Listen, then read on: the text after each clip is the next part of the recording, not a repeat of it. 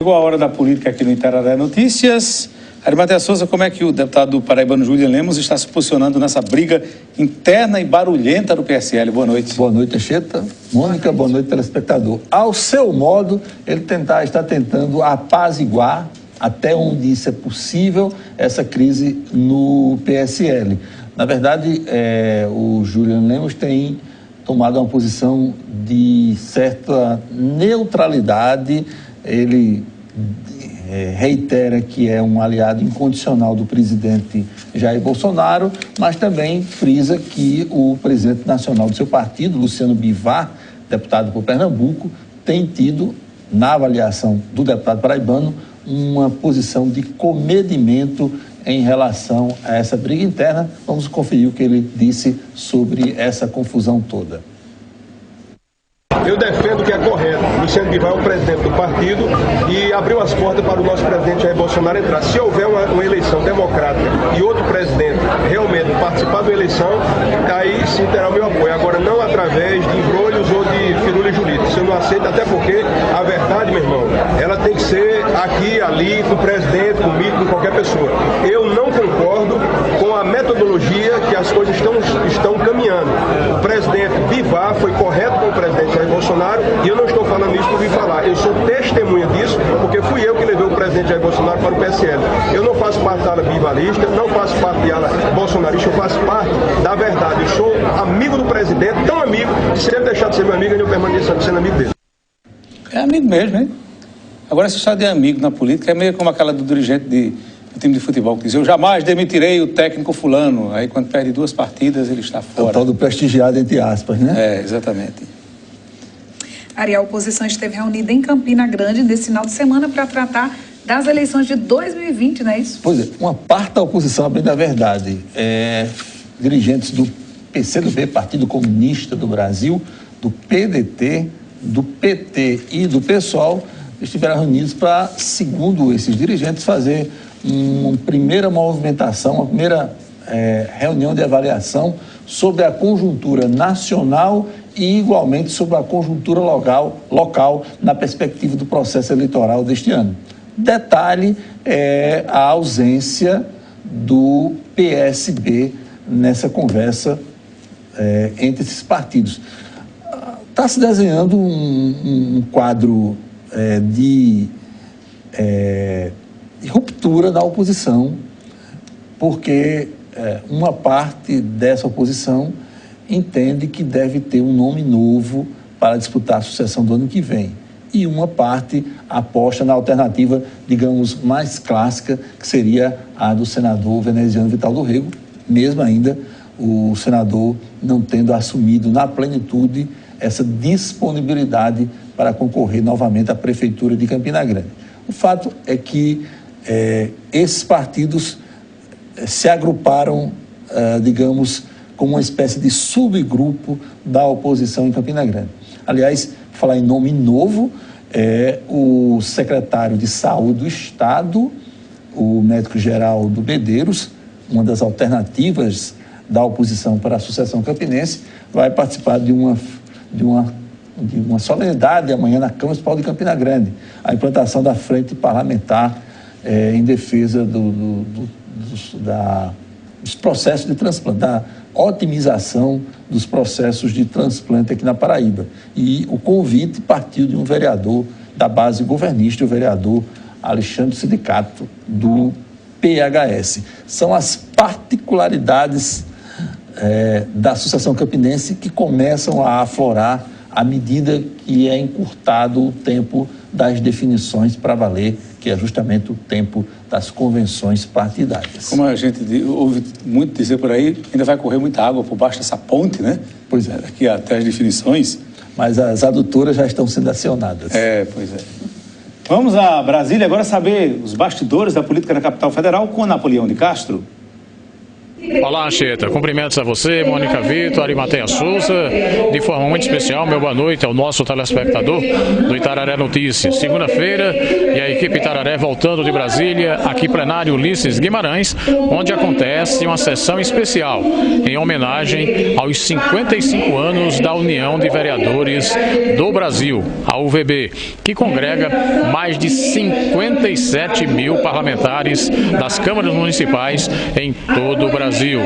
A autora da proposta, a deputada Aline Gurgel, do Amapá, ela destacou esse papel do vereador, inclusive pelo fato de ter sido também, lá na sua capital, vereadora por 2 legislaturas. Nós conversamos com a equipe Itararé, com o presidente da União de Vereadores do Brasil, que destacou a importância dessa homenagem aqui no Congresso Nacional. A União dos Vereadores do Brasil, agora no dia 16 de novembro, completa 55 anos de fundação.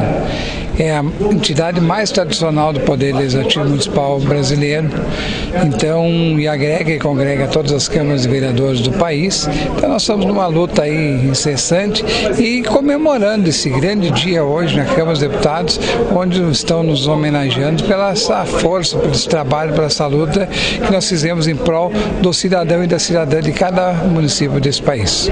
Presidente da UVB conversando com a equipe Itararé. Destacar que amanhã o Supremo Tribunal Federal retoma a apreciação da prisão após condenação em segunda instância. Tema polêmico que volta à pauta do STF nesta terça-feira.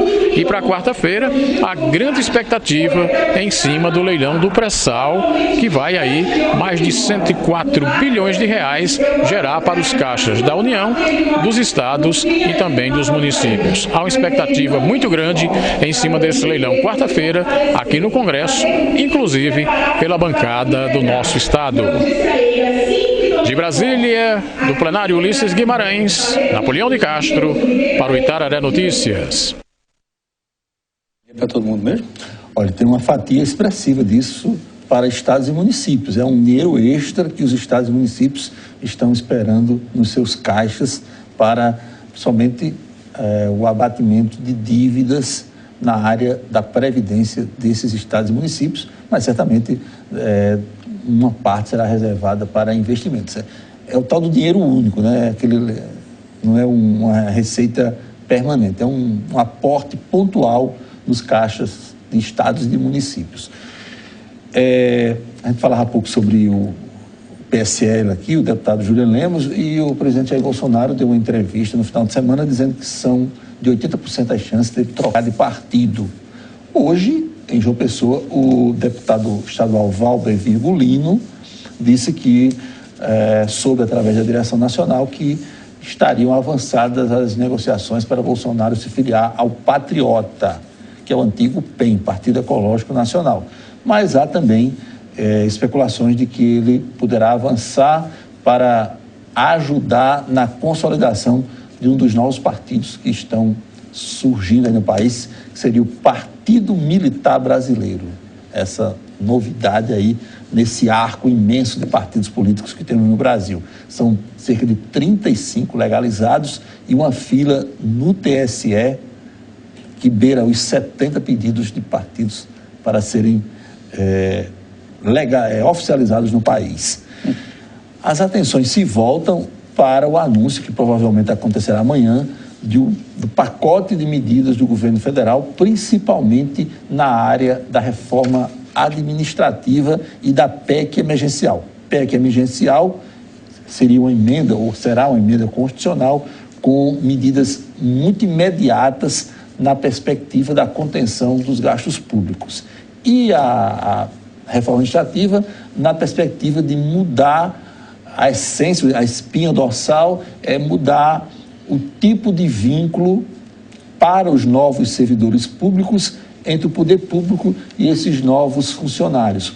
Por exemplo, uma das cogitações é o fato de passar, a partir do momento que o candidato seja aprovado no concurso público, na circunstância atual, ele é contratado e tem um estágio probatório de 3 anos.